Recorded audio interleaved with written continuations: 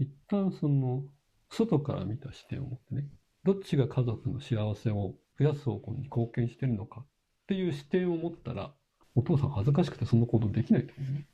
こんにちは。はい、今日のテーマは、子供風、お父さん仕事、お母さん推し活というテーマ。これ何？なんかの質問であったわけ？そうですね。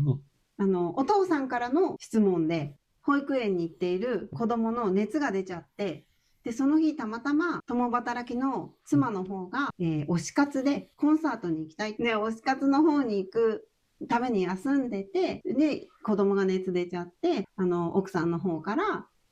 ご主人にちょっと仕事を休んで早退して迎えに行ってほしいって言ったら、ご主人が、お前は遊びで休みなんだから、お前が推し活をやめて保育園に迎えに行けって言って、で、結局奥さんが楽しみにしていた推し活をもう断念してお迎えに行ったんだって。なんでそういう状況が分かってるの？で、ご主人がその後、すごい嫁がずっと怒ってて、自分のやった行動は間違っていたんでしょうかっていう質問。じゃあご主人がそれを投稿してるのを見たってことね。はい。インスタに投稿してました。インスタでそういうことやるんだ。はい。はいはい。でそれを相談して、なんか育児系の人かなんかに相談してる。でもコメントとかあったわけでしょ？周りの反応はどうだったとか、そういうのはパラッと見えたやつなんで。でも、考えるに9割8分、ママかわいそうだな、になるかなと思ったんだけど。じゃあ何の問題もないじゃないですか。自分もそう思いますよ。自分は結構、お父さんが正しいって言ってる人が、割といそうだなとか思って。そうだね。それももちろんいるとは思う。あと、お父さんの、この理由付けもおかしくないみたいなのは、これはでもお母さんよりだけど、もうありそうだし、なんか人によっては仕事を優先すべきって言ってる人もありそうだし、ひょっとしたら人によっては、お母さんが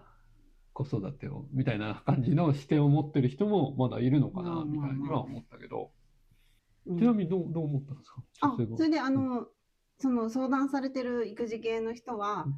いや、そもそもどっちがどうのっていうよりかは、子供さんのお熱が出てるっていうことを、まず第一に考えて行動しましょうよっていうのは言ってた。なんかそれもちょっと自分の中で別に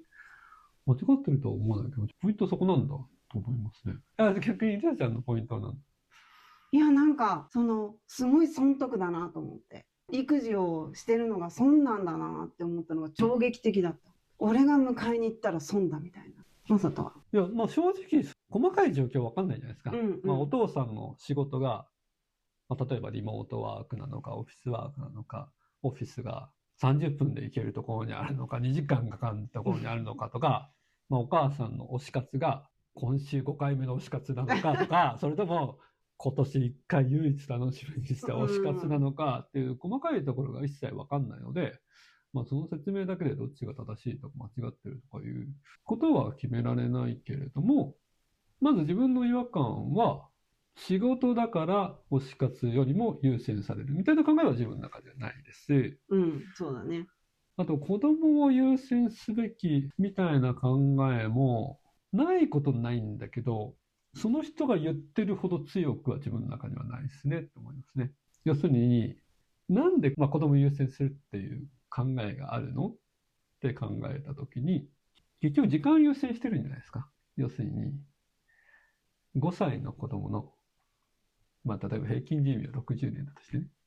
の未来が60年あって、親の未来は20年ぐらいにいかない。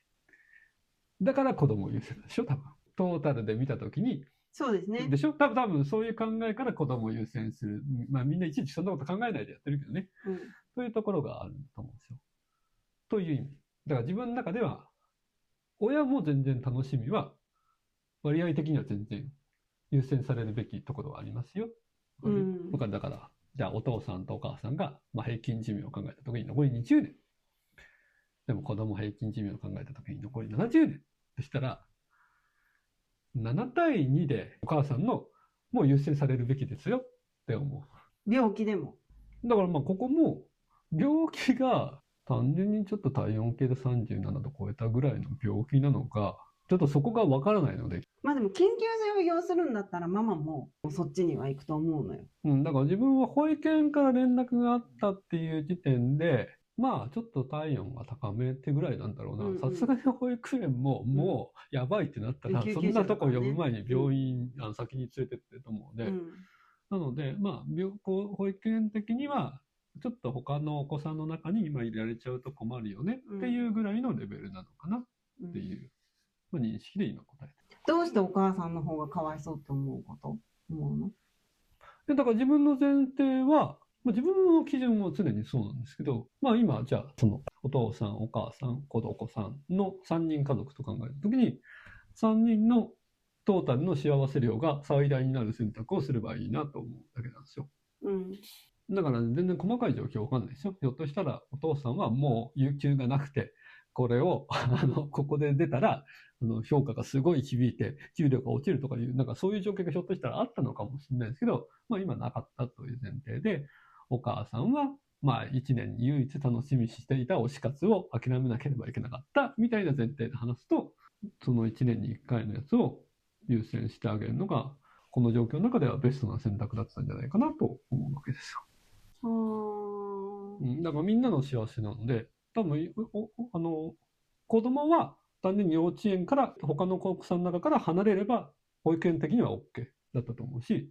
子供の健康的にも多分多少37度超えたぐらいであればそれで一旦 OK だったのかな。で、お父さんも普通に有給があれば半休ぐらいパッと取って子供を迎えに行くっていうのが評価を傷つけることもなくできるという状況で今語ってるんだったら、今しかない推し活、今日しかない推し活、何ヶ月か前から楽しみにしている推し活をわざわざなくすことはなかったんじゃないかな。それが全体のこの家族3人という家族の中のトータル幸せ量アップの中でベストな選択肢だったんじゃないかなって思う。だからそこに別に仕事だ、遊びだっていうところは一切ないし、ぶっちゃけ仕事と遊びのボーダーそんなに明確じゃないと思うので。そこがマサトのすごいなと思うところ、いつも。私は個人的なことばかり考えるけど、損得なのか加害者被害者なのかみたいなことは考えるけど、マサトはトータルで考えるからすごいなと思う。いや、そういう視点が大事ですよね。社会全体としてどうかとかね、家族全体としてどうかとか。そうですね。だから自分が被害者加害者、自分がやらなければできない、あいつはやらないんだとか、なんかそういう視点から一旦出ましょうよって思いますね。でもどうやって抜けるんですか？そういう視点を持てばそれが自然にならないですか？例えば今のところでお父さんが折れたい彼女だみたいな感じになってると、うちは見えないけども、一旦その外から見た視点を持ってね、どっちが家族の幸せを増やす方向に貢献してるのかっていう視点を持ったら、お父さん恥ずかしくてその行動できないと思うね。お母さんの幸せ量を一気に増やすタイミングを、そうだね、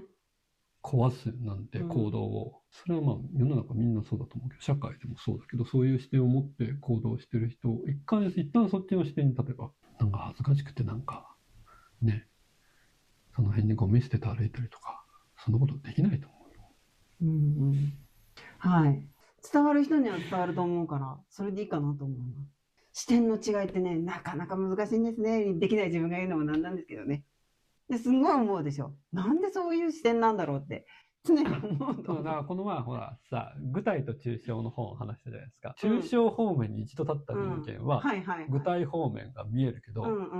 この抽象方面に一度行ってない人間は、そっちの視点が一切想像できない。だからこれ、あれもフラットランドでもそうだけど、そうですね。二次元世界しか行ったことがない人間は三次元世界が全く理解できない。